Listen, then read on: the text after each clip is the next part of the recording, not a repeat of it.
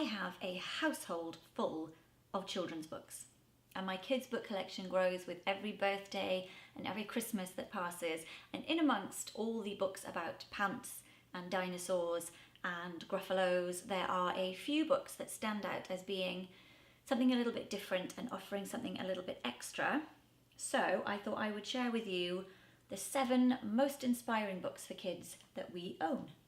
I'm going to start off with 2 at a time. These are 2 books by Nick Sharratt and Pippa Goodhart, and they were given as a gift to my 5-year-old, but my 2-year-old has commandeered them, and they are free thinking books, free imagination books. So it's not a story as such, it presents options and your child then chooses. So if you could go anywhere, where would you go? And they can pick a different place, and then it's who would you be friends with, what would you put in your house, what would you eat, and you just get to choose what you would like. And my 2-year-old loves this. And so we follow kind of the headings of the books initially. Now when we read it, we'll do something like I'll say, where do you want to go? And say he chooses like the cave in the mountains. Then we'll make up a story that's our super secret spy headquarters, and so who's in your super secret spy gang, and follow the book through with that. So every time you can kind of make up a different story to go along with it, and I think that really fires their imagination and gives them that sense of power of their own imagination. They can make up their own story. He is addicted to this book, and we do a slightly different story every night based on this. You can have a totally knackered brain and still come up with a really good story thanks to this book. Love that book. This is the companion that came with it, and it's a similar theme but a different approach. So this is called Just Imagine, and so it just talks about, just imagine being big, and different good things about being big and bad things about being big, and imagine what it would be like to be small. Imagine what it would be like to invent an amazing machine. And again, it's just presenting them kind of with jumping off points for their imagination. So you can just start with that little seed of an idea or a question, and then just see where it takes them and go on a little journey of imagination. And I love them. I love all of that. So those are 2 big hits in our family. Next one. We've had a little bit of trouble with the 5-year-old thinking he knows the answer to everything. I know everything. I never make mistakes. Nothing goes wrong for me. I'm absolutely fine. So obviously when he does make mistakes, and he doesn't know everything because he's 5, and because nobody does, he can get in a real pickle about it and a real strop. So I bought a couple of books to try and help with that. First one being The Girl Who Never Made Mistakes. And it's really been quite effective because it's obviously, well, it says on the tin, there's a little girl and she never makes mistakes, and then lo and behold one day she does, and she realises it doesn't matter. She laughs it off, and actually she's much happier for it, for having taken that pressure off herself. It's not heavy-handed with the message, because I did worry about that, and he really would see that a mile off and not appreciate it. But I think it did help. I think it did just give him a little bit of perspective and inspire that idea that it's okay to make mistakes. Doesn't matter. No one cares. So I recommend that. If you have a child with a similar attitude to mine, I recommend that. And the same vein was this one, which is Beautiful Oops. I didn't expect the book to be this size. I ordered it off Amazon. And I kind of wish it was a normal sized book, but it's really cool. And again, it just gives that idea. So my 2-year-old's a bit more into this one as well, that mistakes aren't a bad thing. Mistakes can actually be an opportunity for something new. So this will have, oops, there's a tear in a bit of paper. Uh-oh, so my child might go, I tore my bit of paper, it's a disaster, and be really cross. But no, look, you can turn it into a crocodile. Ah. And it's lots of things like that. Again, it's just inspiring the idea that a mistake is not the end of the world.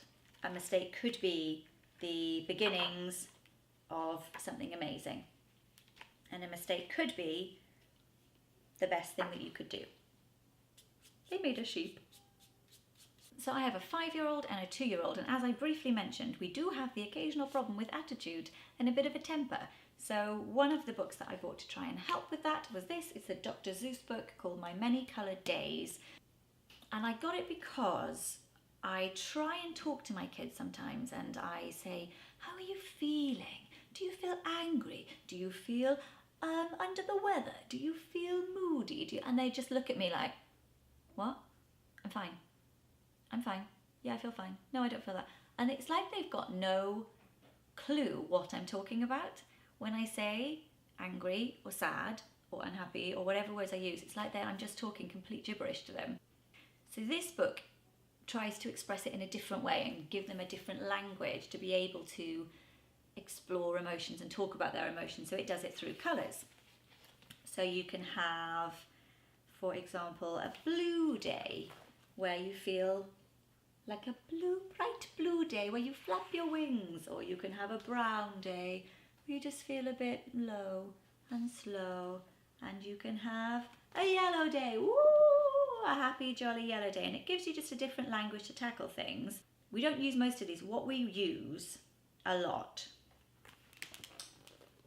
I'm having a black day, and it's just given us a bit of a different reference point. So sometimes I will say, look, you're making us have a really black day. And it seems to get to him a little bit more than using language to describe emotions. Using something really simple like this seems to have really helped him with that. And so I've included it. I guess you wouldn't call it an inspiring book necessarily, but I think because it's given him that extra maybe insight into emotions or way to express his emotions, I've included it because I think it's inspirational in that sense, and I recommend it for emotionally illiterate 5-year-old boys. That's a good one. This I bought in the same vein. This, you can see, has not been read very much. It's quite pristine. He didn't really take to this, but I've included it anyway because I think it's really nice, and he's maybe just was in the wrong mood when I tried it, or just isn't the right child for it. The illustrations are really lovely, and the basic gist of this book is that be careful with the words that you use. It's called Words and Your Heart by Kate Jane Neal. I don't know if it's illustrated by her as well, I don't think it says. And it just kind of says the words that you use have a big effect. It says words have power. Words have lots of power, and your words can change the way someone's heart feels. And I think it's quite a nice sort of way of explaining it, that words can be like a deadly arrow. That's quite dramatic, isn't it? That can pierce someone's heart. So it says that words can make you do amazing things and really good, and they can help to cheer someone up who's feeling sad, and they can do really good things. They can make somebody laugh. But it also says words can hurt, and you should choose your words carefully. How about we all use our words to look after each other's hearts? And again, this was a book to try and inspire him to view language differently. So if we can help him identify his mood and then be aware that his behaviour and the words that he uses have power and have an effect, and also give him the language to tell me the same thing, saying, Mummy, you're having a little bit of a black day. Your words were a deadly arrow to my heart. I hope he doesn't say that. That would be very dramatic. Coming back to kind of the pure meaning of an inspiring book. I bought this book. It's a bit ridiculous. It is the story of Albert Einstein. And I bought it when he was 4. Not when Albert Einstein was 4. That was a long time ago. When my eldest was 4. It's not a book for a 4-year-old. I would say it's probably 6-year-old. I'd say really would be good for this, 6+. It's called On a Beam of Light. It's the story of Albert Einstein by Jennifer Byrne. Pictures by Vladimir Radunsky. And the pictures are gorgeous, I think. Really quirky, really cool illustrations. What I really loved about this book, and the reason that I got it, it kind of tells the story that Einstein was a little bit different, seen as a little bit strange, didn't really fit in very well in school, but he had ideas. And just the power of his thoughts and ideas and puzzling over things and working away at them So he had lots of questions, and so he kept on reading and wondering and learning, and he came up with ideas. So he talked about, how can sugar cubes disappear into tea? How can smoke disappear into the air? Really interesting questions, I think, to pose to a small child. And then it, in really simple terms, kind of explains atoms. And it also, in really simple terms, because I like simple terms, talks about space and time. And it talks a bit about gravity. And I think briefly a little bit about magnets, but it's quite a lot of it is the idea of atoms and just the idea of ideas. So the power of you just thinking, oh, that's a funny thing, and then taking that and, okay, why is that? And reading about it and learning about it and trying to work things out. And it's sort of, the end of it talks about the success of him, and he was held up as this great thinker, and he answered so many questions that had never been answered before. And then it poses the question that you could be the person to answer the next lot of questions that exist in the world. And you can do that by wondering and thinking and imagining. And just as an introduction to some really interesting ideas, you know, we'll now be out somewhere and we'll see one thing disappearing into another, whether it's smoke or whatever. And I'll say, oh, look, it's like Einstein and the atoms.